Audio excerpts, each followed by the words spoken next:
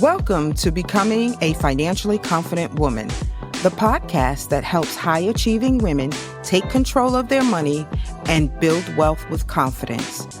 I'm your host, Dr. April Murdaugh, financial advisor, college professor, and founder of Woman to Woman Financial. I've got women through retirement planning, generational wealth building, and everyday money decisions. Beyond the credentials, I understand the struggles on a personal level. I've experienced widowhood, divorce, homelessness, and the challenges of being a single parent. Those experiences shaped my mission to help women like you gain the clarity, confidence, and strategies you need to take control of your financial future. This podcast is where professional expertise meets real-life experience, so you can move forward without fear or overwhelm. Let's dive in.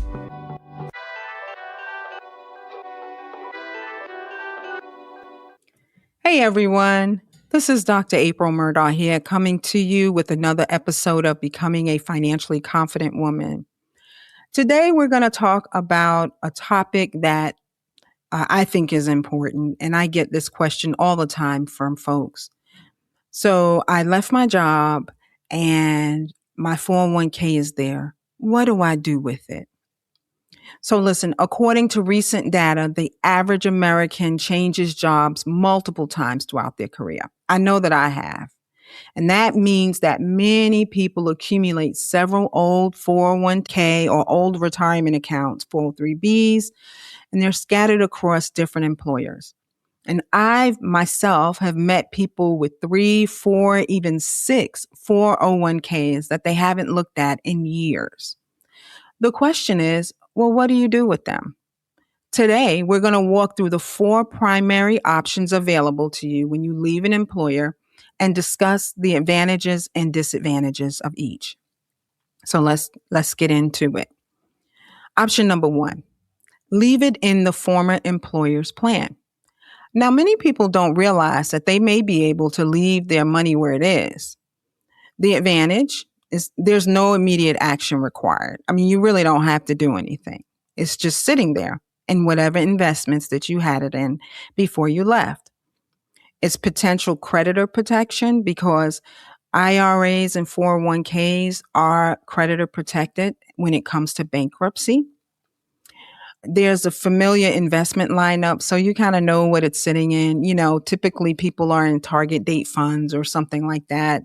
Target date, Vanguard, 2050, 2030.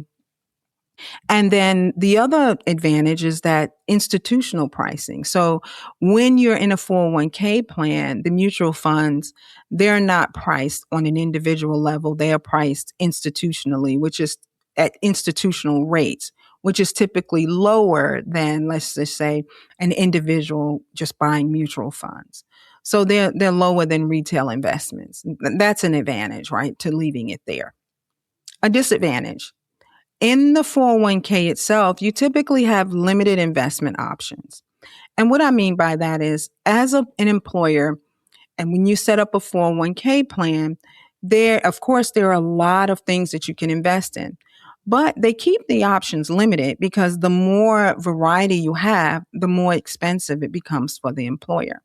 So the employer just selects limited investment options for their employees.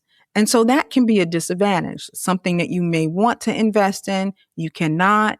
Something that you're invested in and you want to get out of, you may not have the option to do that just because of the limited options available. It's harder to monitor multiple accounts. Some people feel like, the disadvantages, I got a 401k at Fidelity, I got it at Charles Schwab, I have it at Empower. It's everywhere. And I have to get all these different statements and monitor them and see how well they're performing. And that can be a disadvantage. It can make people feel confused and overwhelmed. The other disadvantage is you can no longer contribute. You don't have the option of that pre-tax contribution to that account. So that's also a disadvantage. And the former employer may change providers or investment options. And I had this happen actually to a friend of mine. She left a 401k there, wasn't much in it, wanted to leave it because it costs an arm and a leg to move it. That's the other thing. Sometimes they charge you a fee, and she just wasn't comfortable. She felt like she could leave it there. And then the employer decided to switch the 401k providers. And when they did that, they just moved her account and charged her a fee without consulting her. So that could be a big disadvantage. So those would be the disadvantages of leaving it there. Then leaving it in your employer's 401k plan is a good fit for someone who is happy with the plan and doesn't need any additional flexibility. They're just comfortable with what their old employer had, and they don't want to do anything flexible, make any changes. Option number 2 is rolling it into your new employer's 401k. Now, if your new employer accepts rollovers, this may simplify things for you. Some plans do not, so you really have to check with your new employer to determine if they accept a rollover into their plan. The advantages of doing that is that it consolidates retirement accounts. It's easier management. It's continued creditor protection because it's in a qualified account, a 401k account. It may allow certain retirement planning strategies there. And there's another one too. Sometimes in the new plan, they have loan provisions, and you don't have that if you leave it in the old employer's plan or if you roll it out of the 401k. And some people want to take advantage of loan provisions. I kind of discourage that because if you take a loan, of course, you have to pay yourself back. But there are times when emergencies happen, and the 401k could be a last resort for a loan, as well as a way to take money out of the plan for a first-time home purchase. You can take up to $10,000 out for a first-time home purchase. So that's another advantage to rolling it into your employer's plan. Now, also, there's something that a lot of people do when they roll it on into the employer's plan called a backdoor Roth. So a backdoor Roth is a legal strategy that allows high income earners to get more money into a Roth IRA, even when their income is too high to contribute directly. You see, the Roth IRA has contribution limits. And if you make over a certain amount of money, you cannot contribute to it. The only other way that I tell my clients is if your employer has a Roth 401k there, then yes, you can contribute. And how it works is you contribute money to a traditional IRA, and then you convert that money into a Roth IRA. If it's done correctly and you don't have any other pre-tax IRA balances, there may be little or no tax due based on, on the conversion. So when you convert, this is very tricky, and you have to make sure you're working with an advisor and a tax professional that understands how the conversion can impact you. Why do people do backdoor Roths? Because Roth IRAs, they grow tax-free, and qualified withdrawals in retirement are tax-free. And in retirement, there's no required minimum distributions during your lifetime. For instance, when you have your 401k account and you retire and you roll it over into an IRA, well, that traditional IRA is, of course, going to be taxed because it wasn't taxed when the money went in. And 2, when you become RMD age, they have something called the required minimum distribution. Right now, it's set at 73. I believe it's going to go up in the next few years to maybe 74. But nevertheless, when you get that age, the government says, even if you do not need this money, we're going to do a calculation and require that you withdraw this money out of your IRA and take it as income so that you can pay taxes on it. If you have your money in a Roth IRA, that does not happen to you. So It is a good strategy to have because, again, all of that money in the Roth IRA, if structured properly and done in the right time frame, it has to be done at least 5 years before retirement, then those benefits are available to you. So I want you to understand that that is a strategy and that can be an advantage when it comes to rolling the 401k into your employer's plan, into your employer's 401k. The disadvantages, again, limited investment choices, and some plans have higher fees than others. Believe it or not, you do pay fees in a 401k plan. You're paying for them to manage the plan, and the fact that you have access to these mutual funds. Inside of those funds, there are expenses that you, the consumer, are paying. Doesn't matter. I don't care. You still got to save in a 401k. It is the best way to do things. Hey, ladies, I want to take a quick pause to share something exciting with you.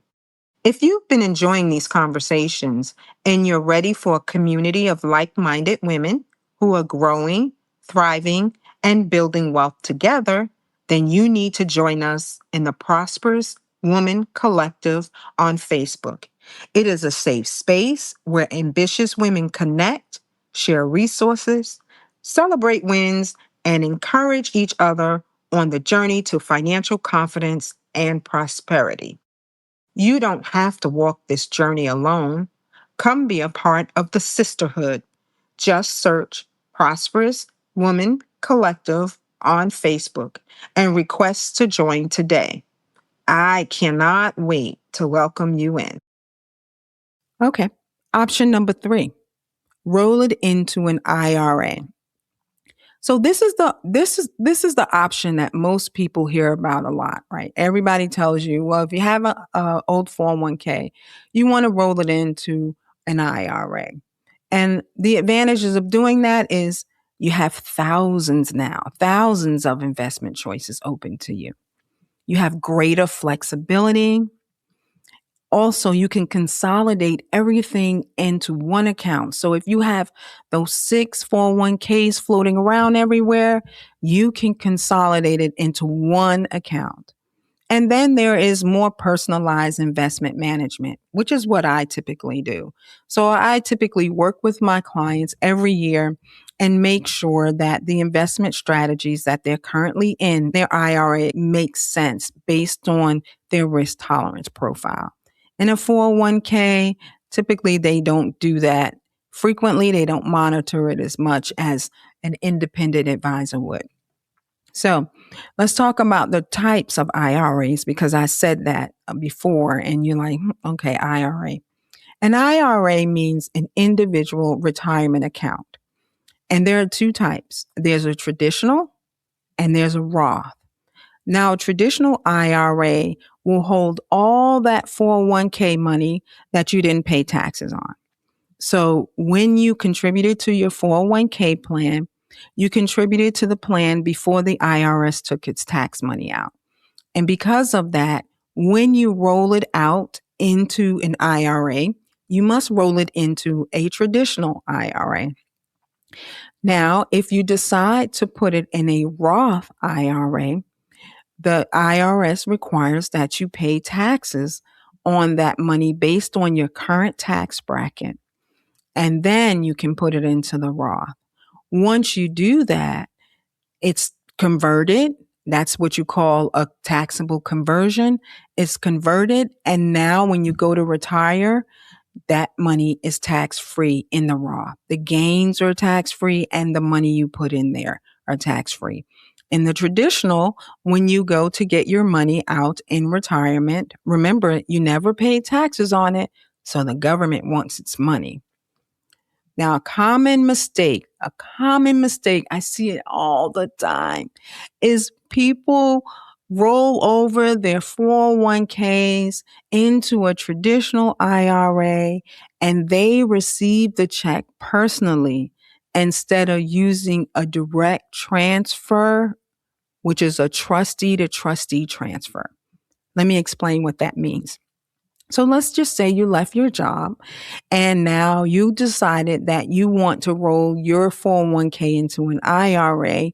You want someone to help you with strategy. You want someone to help you have the right investment choices for you. You want someone to help you to do some Roth conversions so that your retirement can be tax free.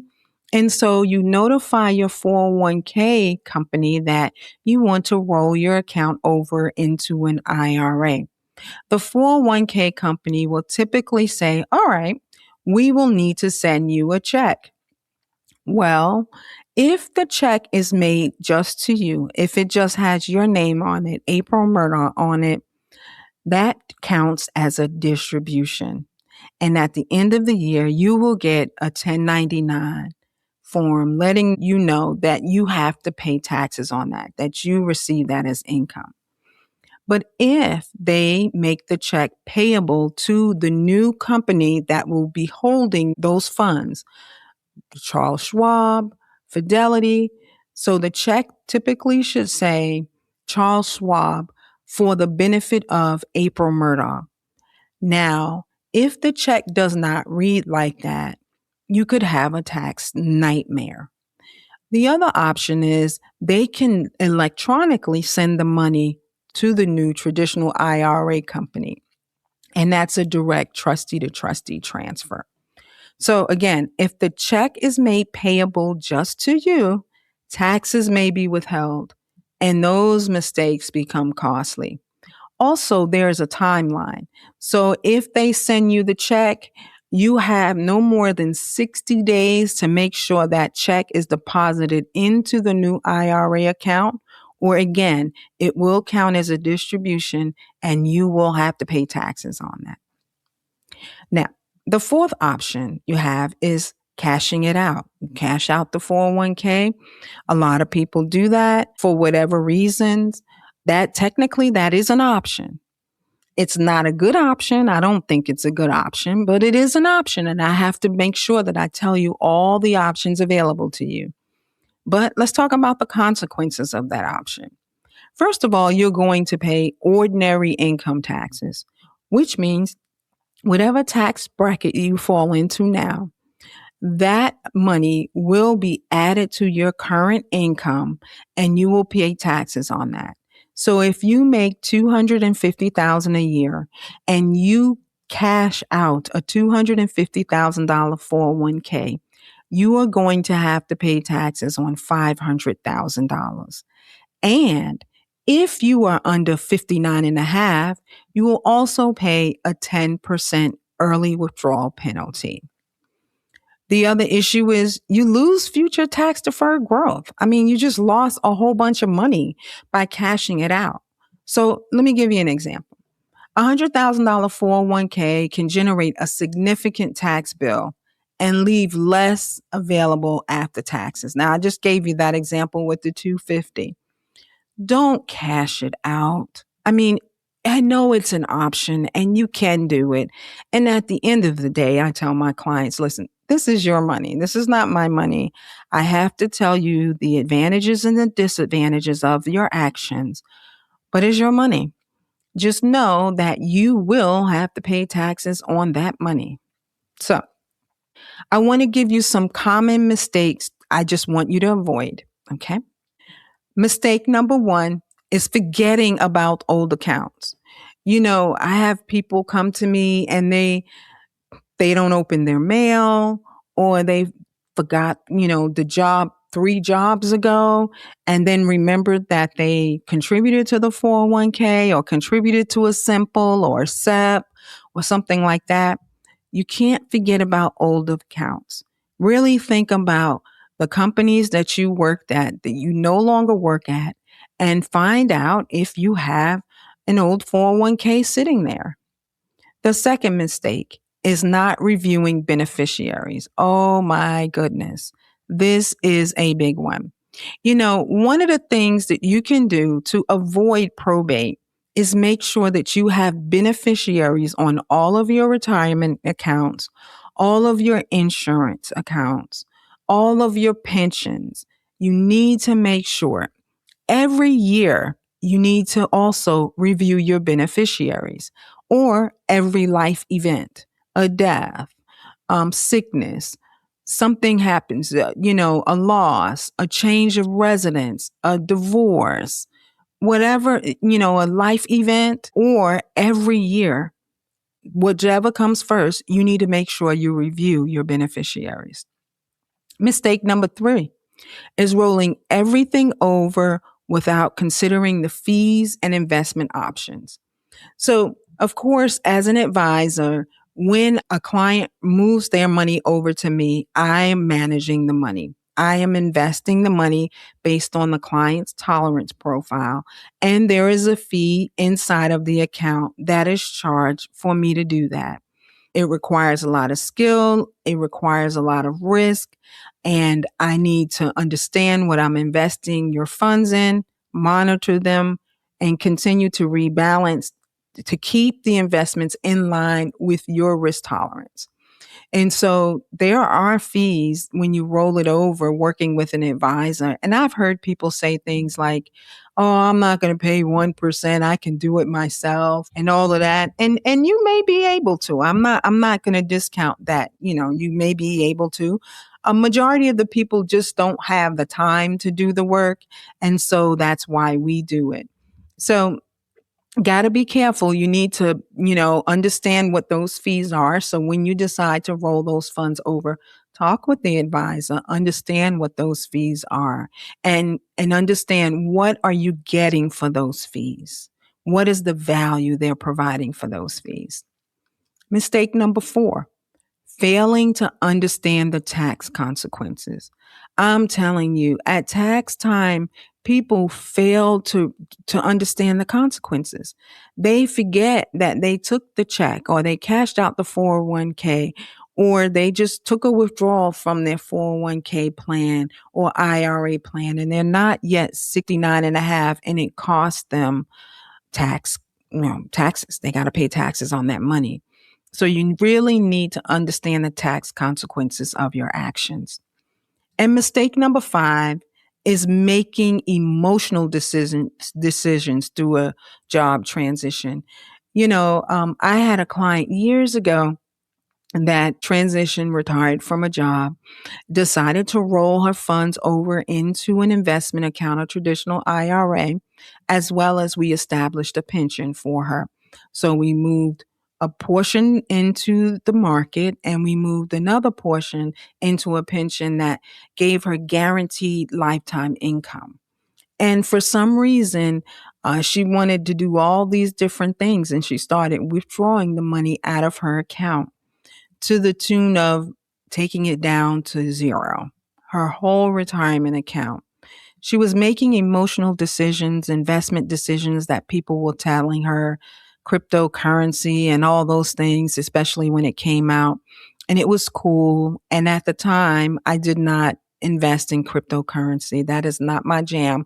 I'm not going to take your money and research and try to figure it out and then invest it. If I don't know it and I don't understand it, I'm not doing it. And so because I did not do that at that time, she was listening to somebody else and withdrew all of her money out of her account. The tax consequences were a nightmare for her. So I really need you to understand the consequences of doing that, of being emotional, of, oh my gosh, I retired and I have $500,000 and oh, I have all this money. You have to make sure that that money can last you through retirement. You have to be smart about that. So an old 401k isn't just an account from a previous job. It's part of your future retirement income. And before you move the money, ask yourself, do I need better investment options? Am I trying to consolidate accounts to make it easier? Could this impact future Roth strategies that are available to me? What are the fees? What are the tax consequences? You see, the right answer depends on your goals, on your tax situation, and on your overall financial plan. You really need to understand that.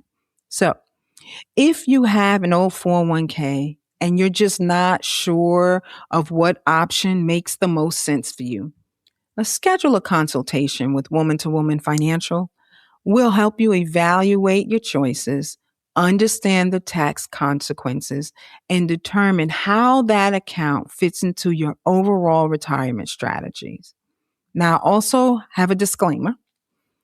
This podcast is just for educational purposes only and should not be constituted as individual investment or tax or legal advice.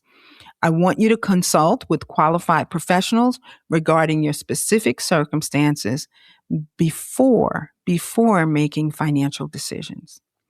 I hope you learned some valuable information today. Stay tuned for another episode of Becoming a Financially Confident Woman, hosted by me, Dr. April Murdaugh, CEO and founder of Woman to Woman Financial. Again, if you need our help, our contact information will be in the show notes. Have a great day.